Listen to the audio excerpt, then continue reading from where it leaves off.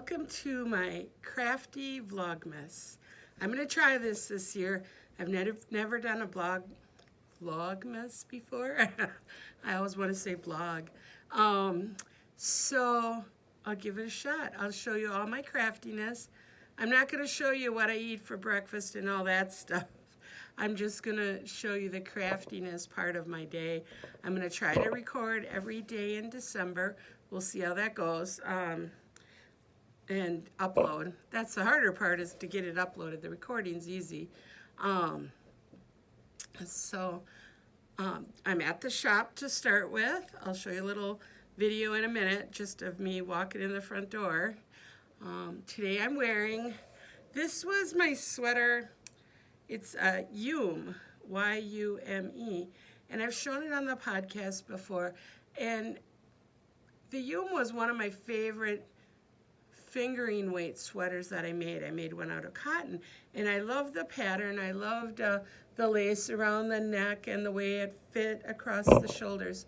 So what I did on this one is I went up 4 needle sizes, used worsted weight yarn, and then I went down 4 pattern sizes, and that worked out perfect. It fits just like the other one did, going up 4 needle sizes and down 4 pattern sizes. So I don't know if that'll work with every pattern, but the way I checked that it would work is I looked at my gauge. I looked at the schematic of the arm, where the armpits are, and made sure which size I would need for my bust measurement. And that's just exactly how it worked out for me. So something to think about. You don't always have to use the weight yarn the pattern says. You can adjust, especially if there's a schematic. If there's no schematic, it'll be a little bit harder, but you can still do it just by the measurements they have written out. So, well, welcome to my crafty day. Hopefully all goes well, and I'll upload this tonight. Thanks. Welcome to my shop. Just coming in the morning. Things are a little messy right now because I had the kids here over the weekend helping me decorate for Christmas. So I'll walk you around a little bit.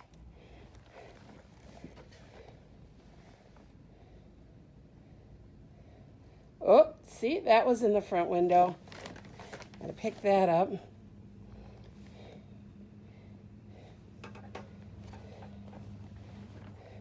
Oh, excuse my fast movements. I left that selfie stick thing at home.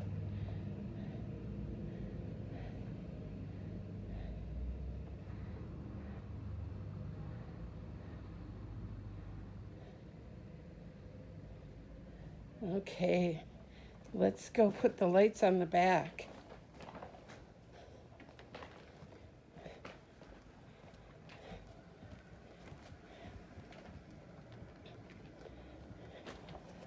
This one's so tricky.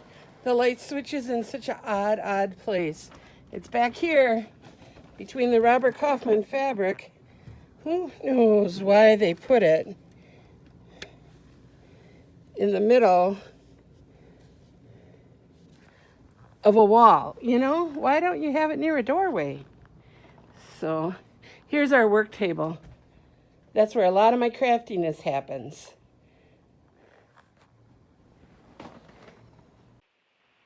Okay, let's start by looking at what did I bring from home. Well, I had an extra head at home, so that's here so we can block some hats today. Oh, creamer for my coffee. This hat I finished last night, just a 1x1 rib. Size 7 needles. I cast on 80 stitches, and it's Encore coffee beans. Encore is kind of a plump yarn. That's why it only took 80 stitches, and it's plenty big to fit on my head. So this is a Christmas present that needs to be blocked. This is also a Christmas present that needs to be blocked. This is the Grandma Eva scarf. You just flip one inside the other here. And it matches a hat I made 2 weeks ago. I'll show you the hat in a minute. That's over by the sink. That needs to be blocked. I made a couple zipper bags this weekend, so I got to put prices on those and put them on the shelf, put them online. A drawstring bag, that needs its drawstring yet. And a little ball sack. Oh, shoot. I forgot to put the snaps on. This one's going back home. Okay, that's what was in the bag. Here I got some cool water with some soak in it. So I'll put in that hat that I told you I did a couple weeks ago. That matches this scarf. And here's the hat I made last night. We'll put those all into soak. And a little more water. We'll come back and get those in a couple hours. I like them to soak a couple hours. You know, sometimes stuff doesn't really look like it needs to be black, but I always think it softens and opens up the fibers. So it gets a little fluffier, a little filled in kind of look, you know. So we'll see how that goes. Alrighty. Okay, these have been soaking like 4 hours now, so I am going to take them out and get them ready for blocking. I just squeeze it. I squeeze most of the water out. Well, let me just do this again. Don't ever wring it, just squeeze it. I usually like put it like this and squeeze and then dump. So, and then after I get it out, I kind of just lay it flat, put it on a towel, and roll it up. And then beat it a couple times.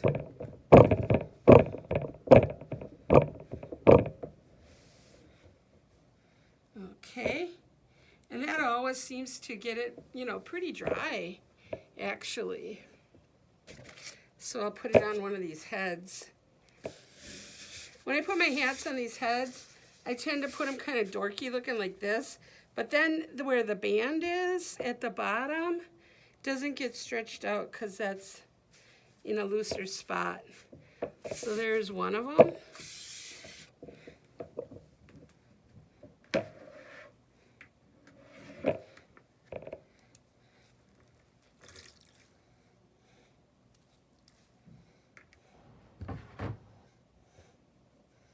I'm gonna use the other end. I just keep a couple of these old beach towels at the shop to use to dry things off.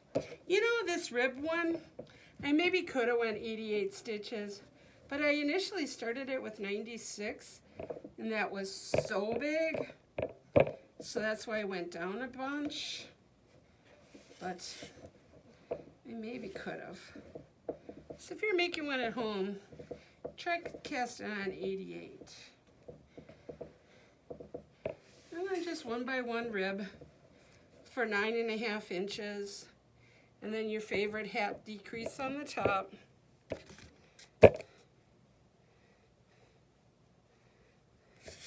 It's quite stretchy though.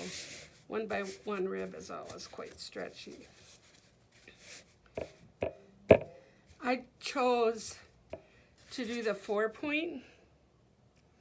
Can't really see it.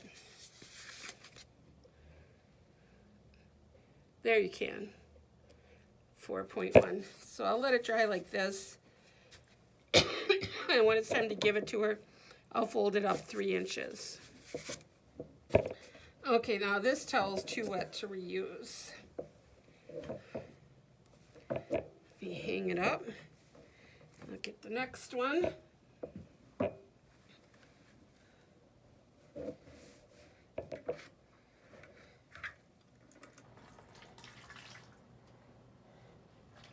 Normally I won't put multiple things in just because I'm worried about colors running, but all 3 of these things are mostly acrylic. They're Encore and Seasons. So that both of those are like 75% acrylic. Roll it up. Beat it.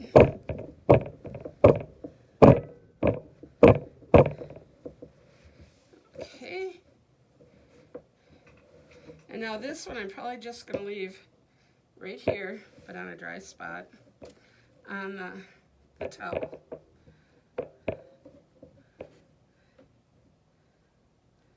Let's make it nice and flat. And like I said, I'm not really blocking it to change the shape. I just want the yarn to puff up and be soft. So there, now my blocking's done till morning when it's all dry. Hopefully it'll be all dry in the morning. So now I have to put in some drawstrings. Let me move you over for that. This is my favorite place to work in the shop. So you'll notice it's quite messy all around me. So I showed you earlier, I made a bag. It's a drawstring bag. It's fully lined, no exposed seams. You can see no seams showing anywhere. And I sell these in the shop. And this one is ready to go except for it needs its drawstrings. So we have some of this drawstring cord. It's a little thicker, but I made the hole a little thicker too.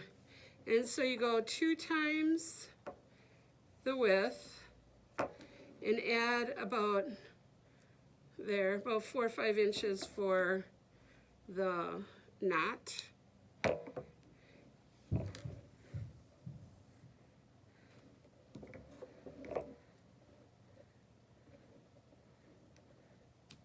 Alright, so I got 2 pieces. And I'm going to use this handy tool. This one's a little small of an eye for, it's hard to see. Let me turn it. For this cord.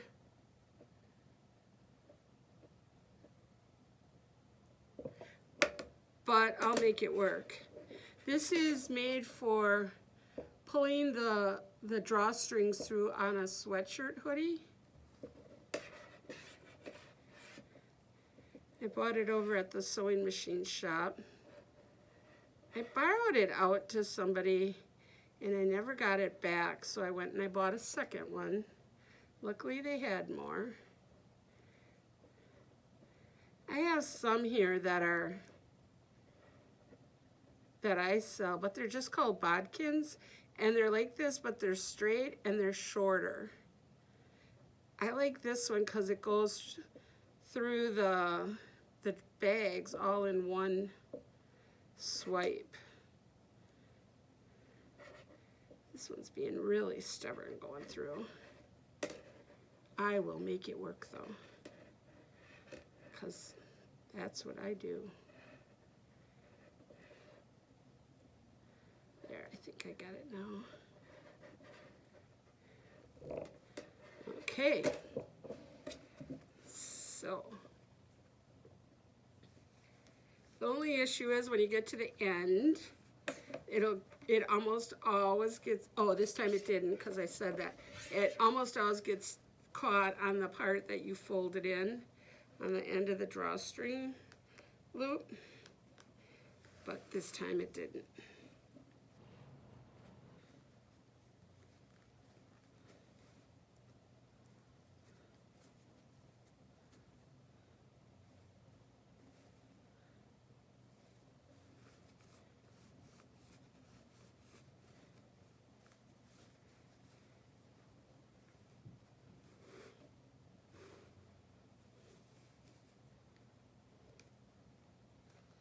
Always be careful to leave enough of an end so you don't pull it through. I've done that too many times. Okay, and also always tie this one before you do the second one, otherwise you might pull it through. Then you gotta start all over. And I don't do anything to finish my ends. I just leave the knot and let the ends be raw. There we go.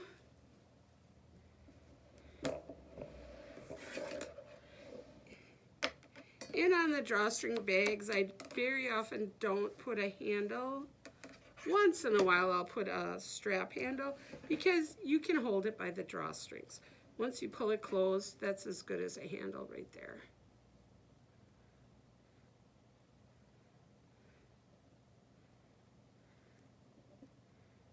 If you remember the zipper ones I showed you this morning, though, they had the white strap handle.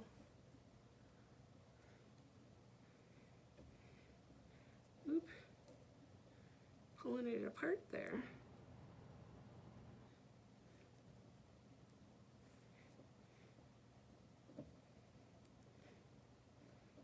Okay, so that one's ready.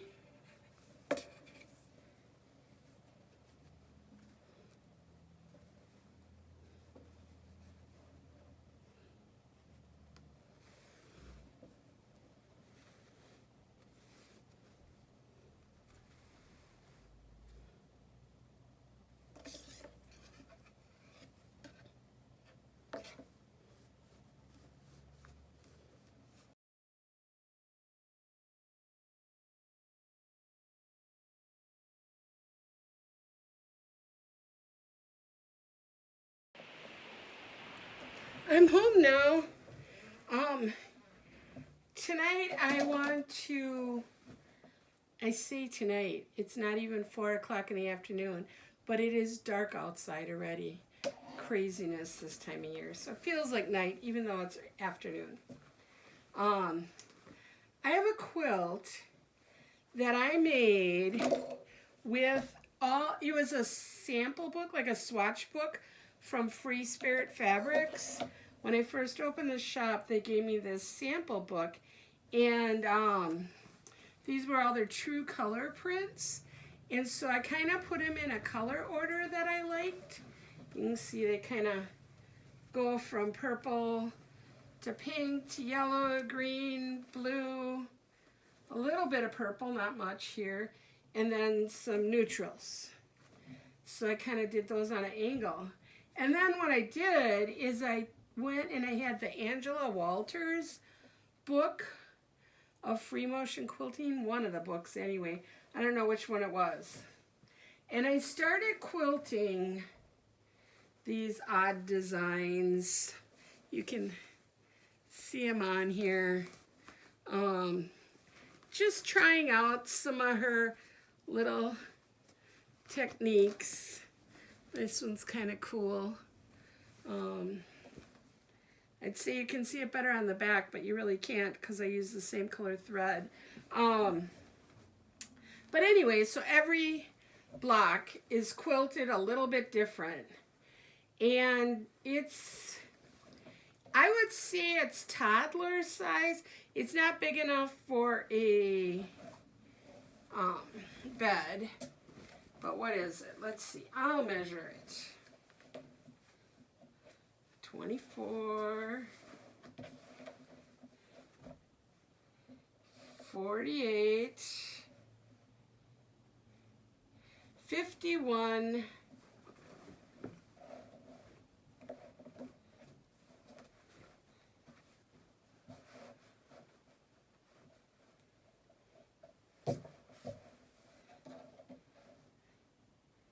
24 and 16. 51 by 40 about is where it is.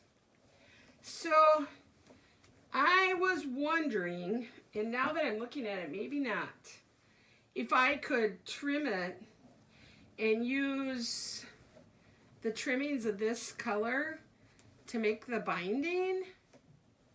But I really only have extra on one side. I must I mean, usually I have a couple inches. I only have like a ½ inch on each side besides the bottom.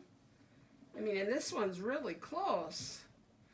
So I guess that's not going to be the answer. I'm going to have to go searching my fabrics and decide which one I'm going to do.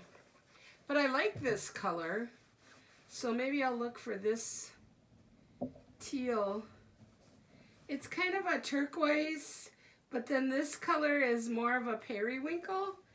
And usually I wouldn't put those together, but it actually looks really good on here. If I was at the shop, if I would have known this today, I could have just brought some more of this home off the bolt, but yeah, I guess you can't always know everything ahead of time. Okay, I'm just going to trim this off right now. That's what I want to do, trim it up. I'm going to try sewing the binding on in the opposite way that I normally do. Usually I would sew it on the front, turn it over, and tack it down on the back. So I want to try sewing it on the back, turn it forward, and sew it down on the front by machine. I don't know if I'll like that. This whole blanket's like an experiment, but I think it'll be excellent for my grandson. You know, and I don't think we really should care if there's pink in it or not. I think boys like colorful things too. So, you know, this would go quicker if I had a 24-inch ruler, but I love this one. It's 6.5 by 13 inches. It's my all-time favorite ruler. It has been since I started quilting, which I think I started in about 2003. I could have been dabbling a little bit before that. But what got me started quilting was the rotary cutter. I used to love to go to auctions. And I went to an auction and I bought a box of stuff. And it was like a sewing kit. And my daughter needed a sewing kit for home ec class when she was in high school. So I got her that auction box, brought it home, gave it to her. And in there was a rotary cutter. And I was like, oh, that's cool. It was, I think it was just like this. I think it was a Fisker's one. And I said, I'd like to try that. And she was kind of being selfish at first. This was my auction box, you know it. But I talked her out of the rotary cutter. She kept everything else. And then I played with some of my fabrics and started cutting it up. And I was like, wow, I love this. So there, that started my quilting, is getting a rotary cutter in an auction box. So, yeah, so I've been quilting since around that. I think it was about 2003, 2004. No, definitely not 4. 2002 or 2003. Because my sister has a pretty nice Underground Railroad with Eleanor Burns book. And it's dated 2004 is when I gave it to her. So I know I was doing nice quilting by then. When I first started out, I grabbed whatever fabric I had in the basement. Because I had a nice stash of fabric. I used to make my girls' clothes all the time when they were younger. I would sew curtains and aprons and, you know, little bits of things here and there. So I just would cut up any fabric. I had all different fibers. I had some upholstery fabric, everything. I still have that quilt though. Maybe I'll show it to you in one of the next episodes. It's in the living room. Right now I'm in my craft room. It's just a little tiny bedroom, 9 foot by 10 foot. But it's just right. It's just right for a craft room. I have my sewing machine stand here in the middle. I have the closet doors taken off, a set of shelving put in the closet. And then I just brought in some of those wire shelves like I have at the shop with all the clearance stuff on. And I brought home my circular sock machine. So I got that. The whole wall behind you is all shelving except for the little spot where the circular sock machine is. And there's no extra room. I mean, I can barely get my wheelie chair. I got one of my IKEA chairs here. I can barely get that around. I have just enough room so I can get on that side of the table when I do beading and stuff like that. This side when I'm sewing. and on that side over there when I'm at the circular sock machine. I did recently crank some tubes. Since I've had it home, I cranked 2 tubes or 3 I think, with 64 stitches.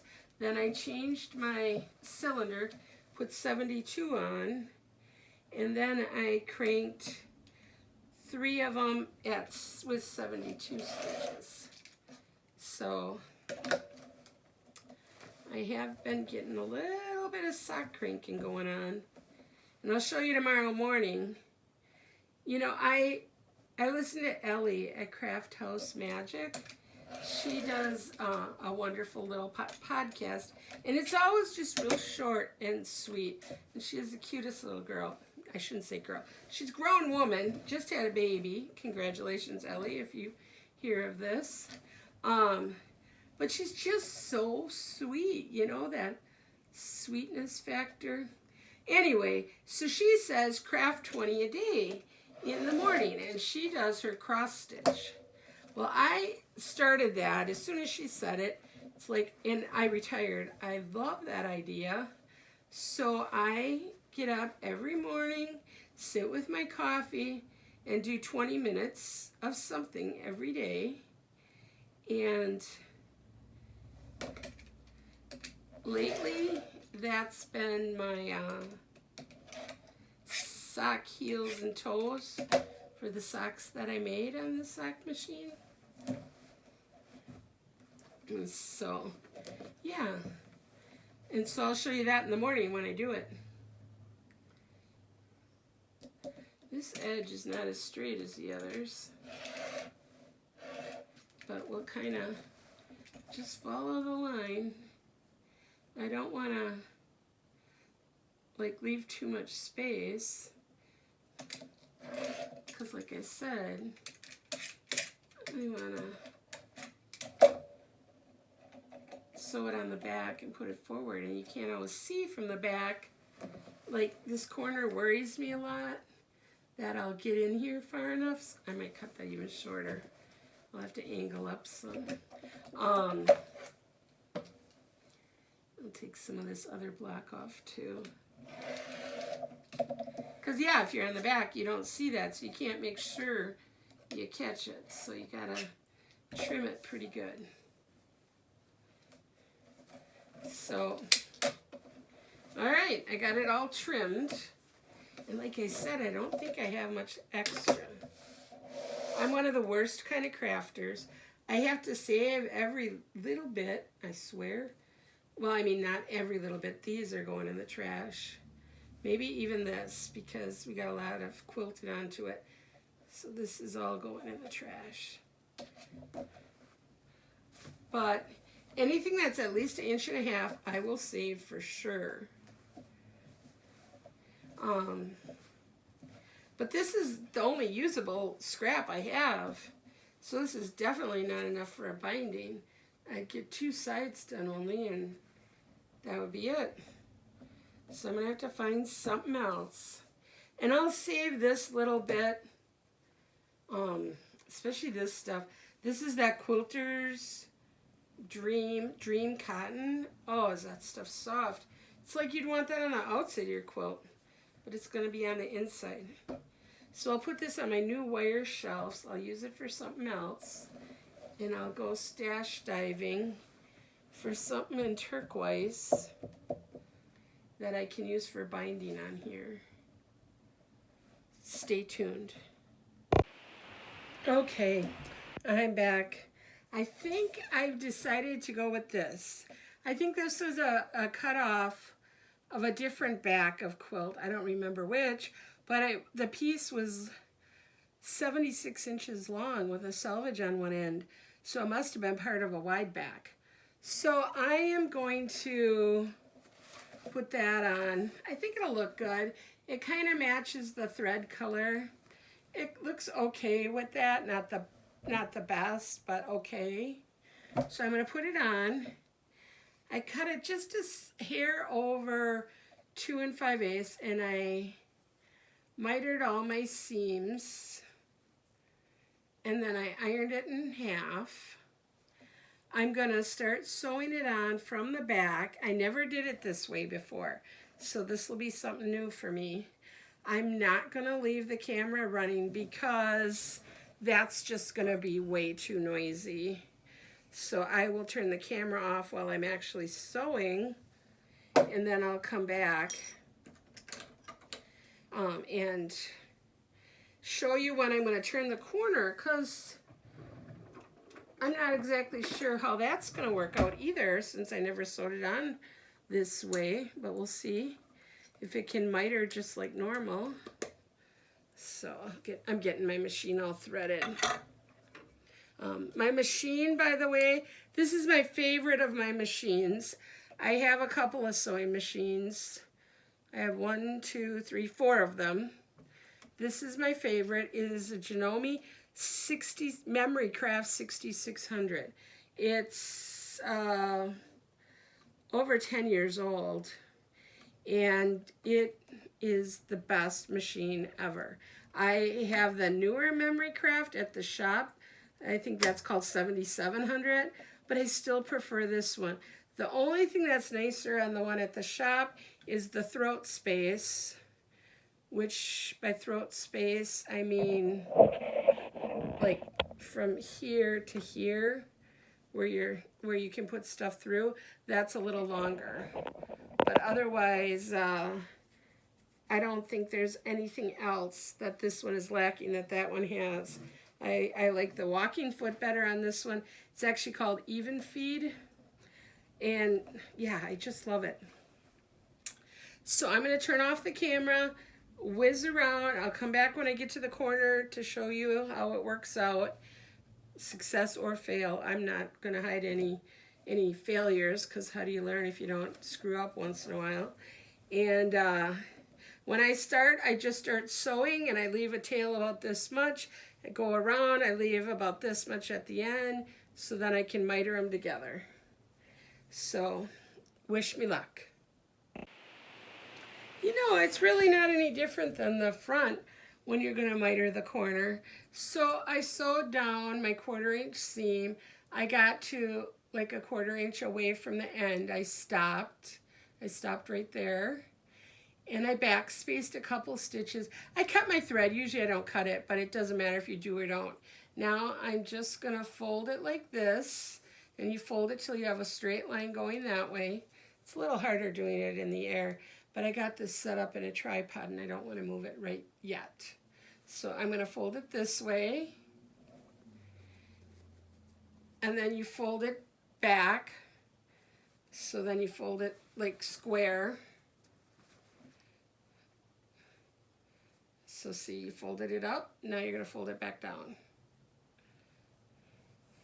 And then I'll start here, and I'll back up to a 1/4 inch, and then I'll just keep going, and I'll go all the way around. Okay, I'm back. Now I sewed it on the back, flipped it over, I pressed it from the back, and then I folded it back over the edge and pressed it from the front, and I sewed it on, and I think I kind of like it. This might be my new way to put on binding. I got to trim a few threads here and there. Hey, I did something really handy. Last week I put a sticky magnet right here on my sewing machine. Oh, it doesn't bend down that far. But right on top of my sewing machine on the end, so that I could stick my scissors to it, my little tiny scissors. And then it's always handy. It's really slick. So anyway, this is how it worked out. It looks like that all the way around. The corners mitered real nice. Well, that's a little puckery, but I mean, for the most part, they mitered really nicely. So that's that. On the back, you got your seam runs like 1/8 of an inch over from the binding. On here, you got, I tried to eyeball it to about 1/16 of an inch.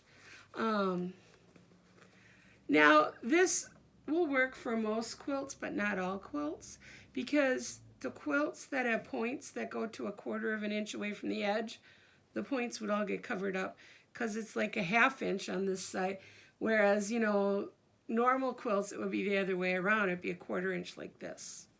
But, I mean, this sure beats hand quilting. And it also beats trying to stitch in the ditch, which I hate. Hate stitch in the ditch.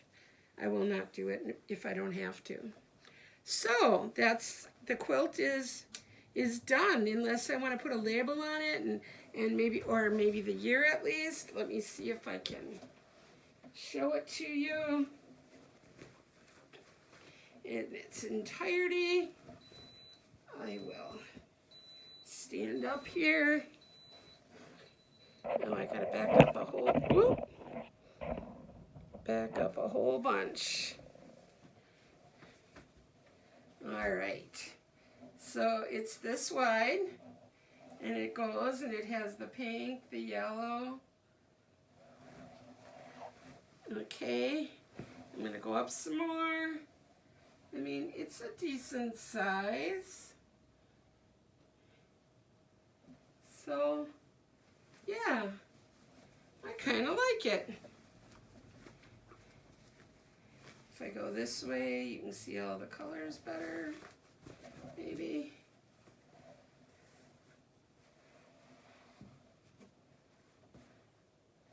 Yeah, so, one FO for today. It's always good to have an FO. Hello, next craft of the day. Now, I started doing this last week, taking some of those hexies that I've been making to make quilts. Well, you can see all my hexies here. These are the next ones lined up to go in the quilt. But I thought I'd make a couple of them into ornaments. So you can see here, this one I did last night. It's Christmas fabric. And then I put the beads on the edge because I didn't like the way the seams looked just plain.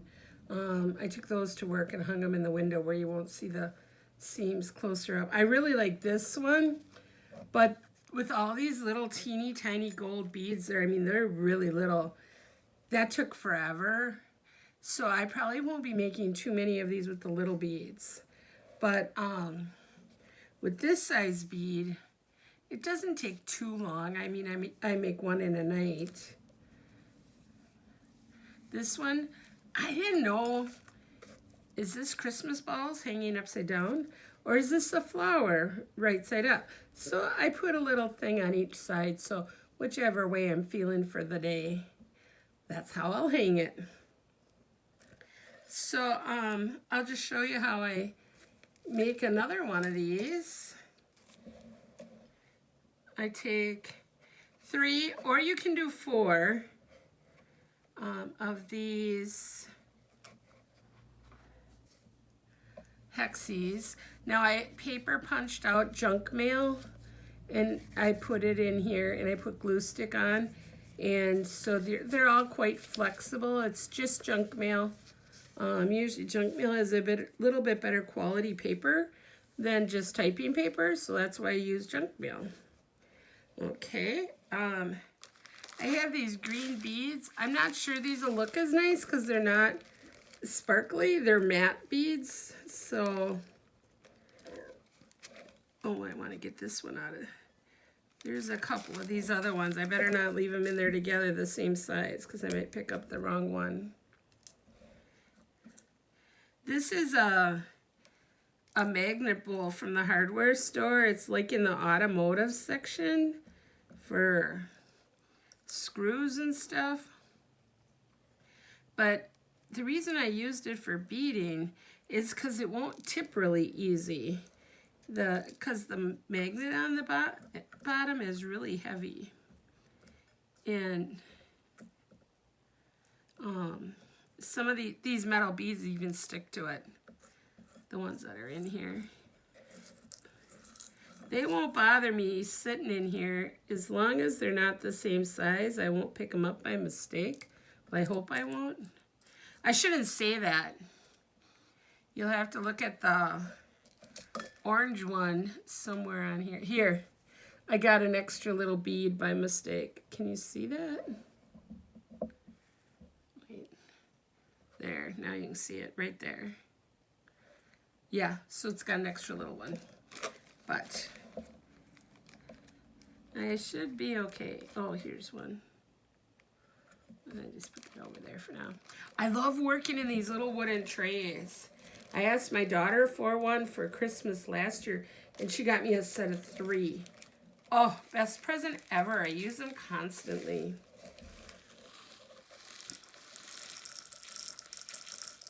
Well, I guess these beads don't look quite as dark when you move them over there. Get them out of the bag. I know this isn't the right green color thread either. I maybe should get another thread. 1 second. The thread's just out of camera.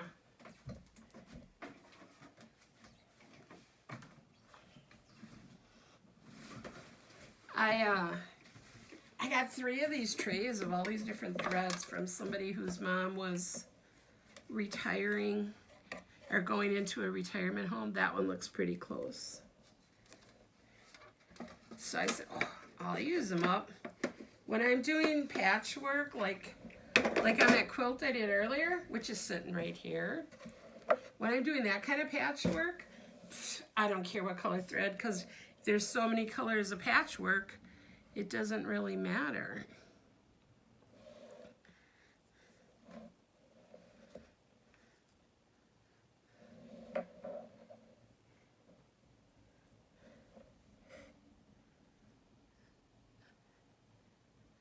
My eyes most of the time still work to thread a needle.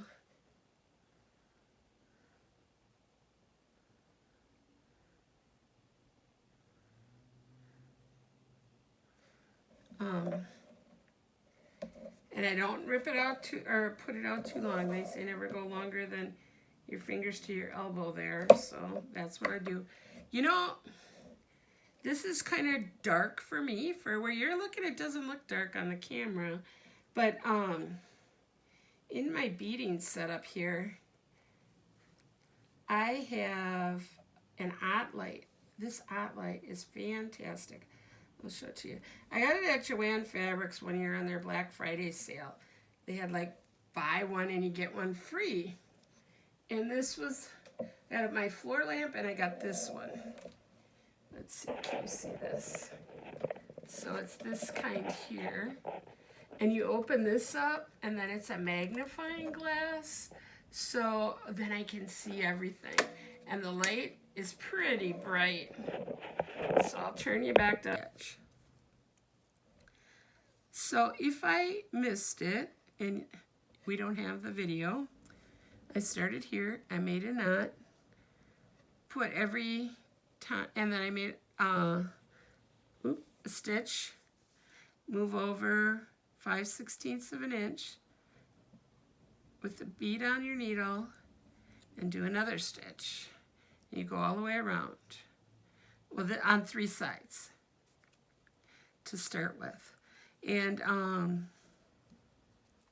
I made another knot right there. You want a knot on every corner just so it's a little more secure. After every stitch you take, you put a bead on the needle. You just pick up that little tiny bit, like 2-3 threads. Never just one, because one could run, you know, or pull.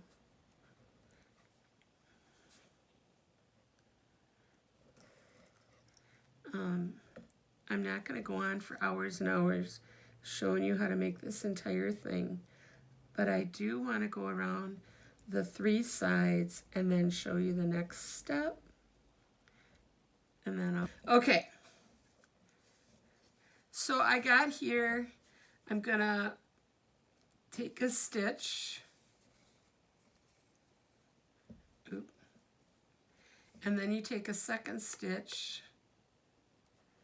And on the second one, when you pull it through, you put the needle through the loop and then pull it tight. That's called the lingerie knot. Now remember, this was the top, so I gotta look at this picture. Oh, I guess it doesn't matter. This one is upside down from that one, so it doesn't matter. So what you do at this point, after you got 3 sides done, you add this one in like this. Okay, and so now I'll do another knot, a second knot, right here and through there. So you take a stitch, take a second stitch,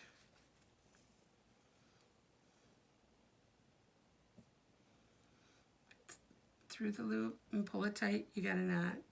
Then you just keep going around, put your bead on, take a stitch a little better than 1/8 of an inch over. Try not to let it twist. Okay. And then you just keep going around. I'm going to take one more just so this doesn't spin.